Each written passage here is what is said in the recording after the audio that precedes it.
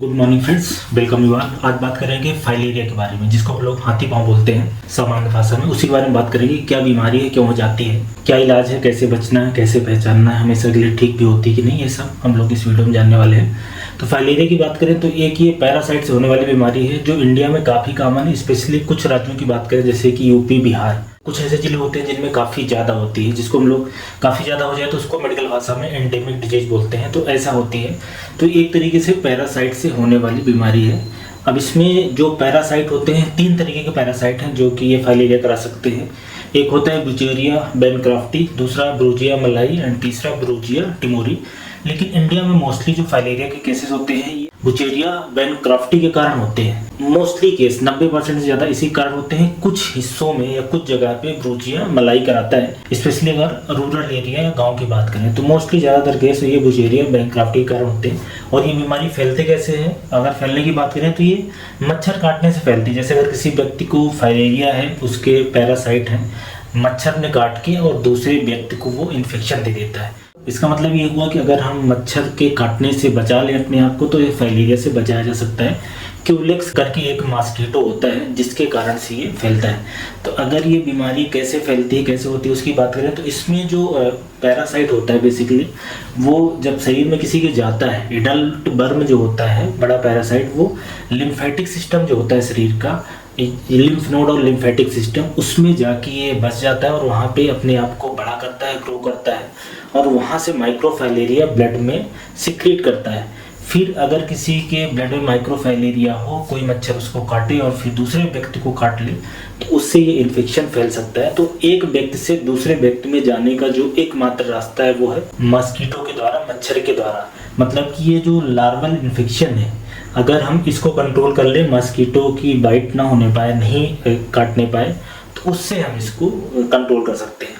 अब अगर इसके लक्षण की बात करें, जैसे अगर किसी को फाइलेरिया हो जाता है तो क्या लक्षण आएगा, तो जैसे किसी के शरीर में लार्वा पहुंच गया है फाइलेरिया का, बुचेरिया बैनक्राफ्टी का लार्वा पहुंच गया है, तो ज़्यादातर केसेस में किसी को कोई लक्षण नहीं आता। मोस्टली ज़्यादातर केसेस में किसी को कुछ लक्षण नहीं आते।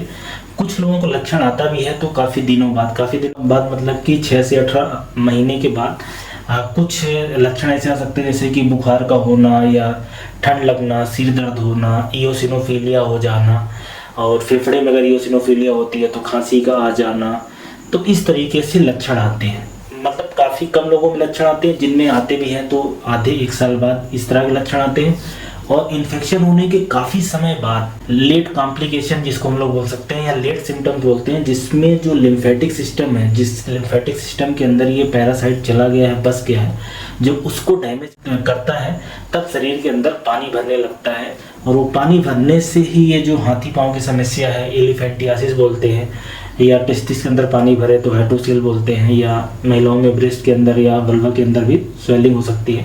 तो कहने का मतलब है कि इस तरह की जो लिम्फेटिक सिस्टम है ये शरीर में कहीं पे भी डैमेज हो सकता है। पर लक्षण वहाँ पे आता है जो डिपेंडेंट पार्ट होता है शरीर का, जैसे कि हाथ हो गया, हाथ में सूजन हो सकती है, पैरों में हो सकती है, मेल के अंदर टेस्टिस के अंदर हाइड्रोसील हो सकता है, और फीमेल में ब्रेस्ट और हाथ पाँव के अलावा वल्वा और ब्रेस्ट, यहाँ पे भी सूजन हो सकती है। हाथी पाँव बीमारी जानते हैं, ये फाइलेरिया इन्फेक्शन होने के काफ़ी सालों बाद होती है, 10 से 12-15 साल बाद। तब तक शरीर में से फाइलेरिया का पैरासाइट जा चुका रहता है, ख़त्म हो चुका रहता है। मतलब कि जिस अवस्था में हाथी पाँव की शिकायत आती है उस समय अब शरीर में पैरासाइट नहीं रहता, बल्कि उससे डैमेज हुआ पूरा लिम्फेटिक सिस्टम रहता है। इस कारण से ये समस्या आती है। नॉर्मली जो एडल्ट पैरासाइट है ये कोई 4 से 6 साल तक जिंदा रहता है, और जितने दिन तक वो जिंदा रहता है पैरासाइट, वो लार्वा को सिक्रीट करता रहता है। तो ये कहने का मतलब है। थोड़ा सा अगर लिम्फेटिक सिस्टम की बात करें कि ये जो लिम्फेटिक सिस्टम होता है क्या होता है, तो ये बेसिकली शरीर के अंदर जो एक्स्ट्रा पानी होता है उसको ब्लड में लाने का काम करता है। तो जैसे जो शरीर में ब्लड है 3 चीज़ों से सर्कुलेट होता है। एक तो आर्टरी होती है, धमनी जिसको बोलते हैं, फिर वेन होता है, तीसरा लिम्फेटिक्स। तो लिम्फेटिक्स जो टिश्यू के अंदर एक्स्ट्रा पानी होता है उसको ले जाता है शरीर के अंदर या ब्लड में ले जाता है। तो अगर ये लिम्फेटिक डैमेज हो जाएगा तो फिर सूजन हो जाती है। और ये जो सूजन होती है, स्पेशली अगर पैरों में सूजन की बात करें तो नॉर्मली इसको हम लोग बोलते हैं कि नॉन पिटिंग टाइप की स्वेलिंग होती है। ये जो नॉन पिटिंग टाइप का एडिमा ये होता है कि अगर आप जैसे पैर में सूजन है उसको फिंगर से प्रेस करते हैं और फिंगर हटाएंगे तो उसमें गड्ढा नहीं बनता, और यूजली ये जो एक पैर होता है उसमें मोस्टली अफेक्टेड रहता है इनिशियली, फिर दोनों पैर में हो सकता है। तो ये कुछ इसके लक्षण हैं जिससे हम पहचान सकते हैं फाइलेरियासिस है, हाथी पाँव हो गया है, फाइलेरिया का इन्फेक्शन हो गया है। इसके अलावा फिर लंबे समय में उस जो हाथी पाँव है, जो पैर की स्किन है उसमें अल्सर बन जाना, खुजली हो जाना, बैक्टीरिया का इन्फेक्शन हो जाना, उस शरीर का हिस्सा खराब होने लगना, सड़ने लगना, तो ये सब सारी समस्या लेट स्टेज में आती है और फाइलेरिया यहाँ स्टेज पर पहुँचने में फिर ये खतरनाक हो सकता है। पर जानने वाली ये बात है कि इस स्टेज तक ब्लड में पैरासाइट नहीं होते, तो इसका जो मेन इलाज चलता है वो पैर को बचाना रहता है, लेकिन फाइलेरिया का इन्फेक्शन तब तक जा चुका रहता है। तो ये इसके पीछे की पूरी पैथोजेनेसिस है कि कैसे ये होता है। वैसे अगर सिम्टम्स की बात करें क्या लक्षण आते हैं, जैसे मैंने बताया कि लक्षण काफ़ी लेट आते हैं, बहुत सारे लोगों में नहीं आते। हमारे शरीर में ये जो इयोसिनोफिल एक तरह का WBC है जो पैरासाइट के मारने में काम आता है। चूँकि ये फाइलेरिया एक पैरासाइट से होता है इसलिए इयोसिनोफिलिया हो जाती है। तो जिनको फाइलेरिया का इन्फेक्शन होगा उसमें इयोसिनोफिल 10%, 12%, 15%, 20-25 इस रेंज में रहते हैं, और फेफड़े में इयोसिनोफिल बढ़ने से फिर खांसी का आना, सांस लेने में दिक्कत होना, और काइलूरिया भी एक सिम्टम्स होता है। कुछ लोगों के जो यूरिन होती है उसमें बेसिकली वाइट कलर का डिस्चार्ज होता है, काइलूरिया बोलते हैं। तो ये कुछ लक्षण हो सकते हैं, और जैसा कि मैंने बताया कि अगर हाथी पाँव और इन सब की शिकायत काफ़ी लेट होती है। अब इसको कैसे आइडेंटिफाई करें कि फाइलेरिया का इन्फेक्शन हो गया है किसी को कि नहीं हुआ है, तो इसको आइडेंटिफाई करने के लिए 3 तरह के टेस्ट हैं। एक तो सारे टेस्ट तीनों ब्लड में होते हैं। पहला है कि ब्लड स्मीयर बनाया जाए, उसको देखा जाए कि उसमें माइक्रोफाइलेरिया का इन्फेक्शन है कि नहीं। या ब्लड स्मीयर या तो नाइट में बनाया जाता है या तो एक दवाई होती है उसको खिला के फिर स्मीयर देखा जाता है ये। और इसके अलावा दूसरा टेस्ट होता है एंटीजन टेस्ट, और तीसरा होता है एंटीबॉडी टेस्ट। अब ये टेस्टिंग का थोड़ा सा ये है कि मोस्टली जो टेस्ट होते हैं वो स्पेशली अगर हम लोग फाइलेरिया के पैरासाइट को ब्लड में देखना चाहें तो वो मोस्टली निगेटिव मिलता है तब जब बीमारी काफ़ी लंबे समय की हो जाती है। जैसे किसी को हाथी पाँव है, पैर में सूजन है, और वो टेस्टिंग कराने जाएंगे तो मोस्टली उनको जो रिजल्ट है वो निगेटिव आने वाला है, क्योंकि तब तक पैरासाइट हट चुका रहता है, ख़त्म हो चुका रहता है। और अगर एक्टिव फेज में है, अगर मान लो किसी ने जाँच कराया उसमें पैरासाइट दिख गया, या एंटीजन की टेस्टिंग कराई उसमें एंटीजन में पॉजिटिव आ गया, या तो एंटीबॉडी की टेस्टिंग कराई। फाइलेरिया की एंटीबॉडी 2 तरह की ब्लड में दिखती है, IgM और IgG, उससे भी पता चल जाएगा कि फाइलेरिया का इन्फेक्शन है कि नहीं है। बहरहाल ये 3 तरह के टेस्ट हैं।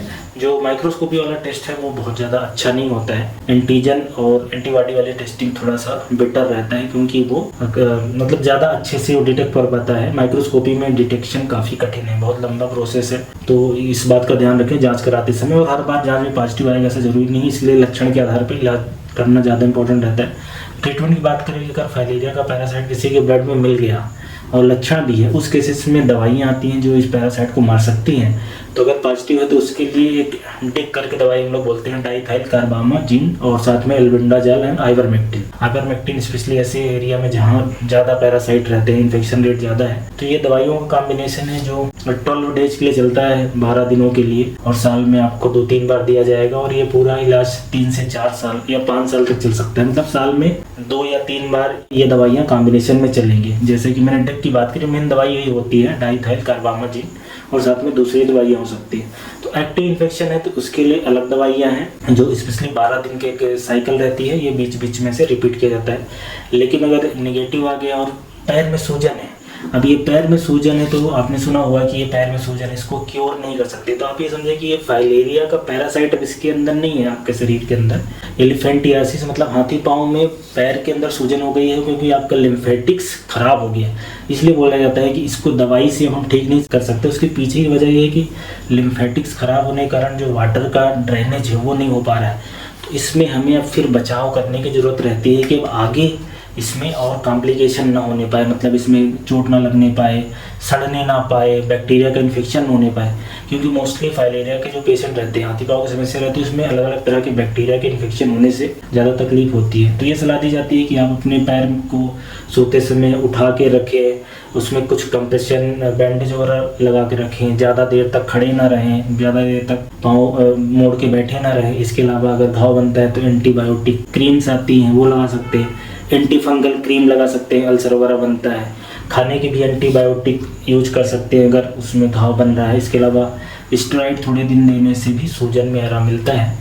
और अगर बहुत ज़्यादा पैर खराब हो गया है तो सर्जरी करा सकते हैं। तो अगर हल्की स्वेलिंग है तो वो इन दवाइयों से थोड़ा बहुत मतलब कम हो जाती है और फिर दोबारा भी आ सकती है। लेकिन अगर ज़्यादा सूजन है तो उसको कुछ नहीं कर सकते हैं, वो किसी भी तरीके से दवाइयों से रिड्यूस नहीं होती, बल्कि उसको सिर्फ ये ध्यान रखना है कि ये और ना ख़राब होने पाए, इसमें घाव ना बनने पाए, सड़ने ना पाए, क्योंकि परमानेंट लिम्फेटिक्स में डैमेज हो गया है। अब उसको हम दवाइयों से नहीं ठीक कर सकते। और जैसे हाइड्रोसील की बात करें तो हाइड्रोसील होता है तो उसका सर्जिकल इलाज पॉसिबल है। तो इस तरीके से इसका इलाज किया जाता है। बेसिकली हाथी पाँव में जो पैर के अंदर समस्या है, पाँव में सूजन वाली, उसका कोई इलाज नहीं है, उसका सिर्फ बचाव है या सर्जरी वगैरह से उसको थोड़ा सा करेक्ट कर सकते हैं। और पैरासाइट तो चूंकि मैंने बताया कि पहले ही ख़त्म हो जाता है, ये कॉम्प्लिकेशन तो लेट आता है, लेकिन जिसमें अगर जांच में पैरासाइट पॉजिटिव आता है तो उन लोगों को इलाज चलता है। अब इस बीमारी से आप कैसे बच सकते हैं? इंडिया में कुछ एरिया में बहुत कॉमन है, बचना जरूरी है। शुरू में मैंने बोला था कि मॉस्किटो कंट्रोल, मच्छर ना काटने पाए, क्यूलेक्स वाला, वो देखना है। और दूसरा एक इसमें बड़ा इंपॉर्टेंट चीज़ है कि दवाई काफ़ी सारे लोगों को खिलाई जाए तो इसके इन्फेक्शन को रोका जा सकता है। तो ड्रग एडमिनिस्ट्रेशन एक ये भी इसका तरीका होता है। काफ़ी सारे लोगों के यहाँ ये चीज़ देखने को मिलती होगी कि हेल्थ वर्कर आके दवाई खिलाते हैं।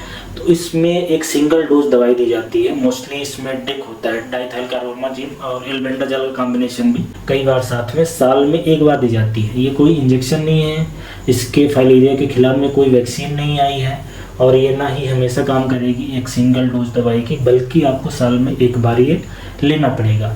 डिक डाइथाइलकार्बामाजिन ये आपको हेल्थ वर्कर जहाँ पे ज़्यादा होता है वहाँ पे खिलाते हैं, तो उससे भी एक प्रिवेंशन हो सकता है।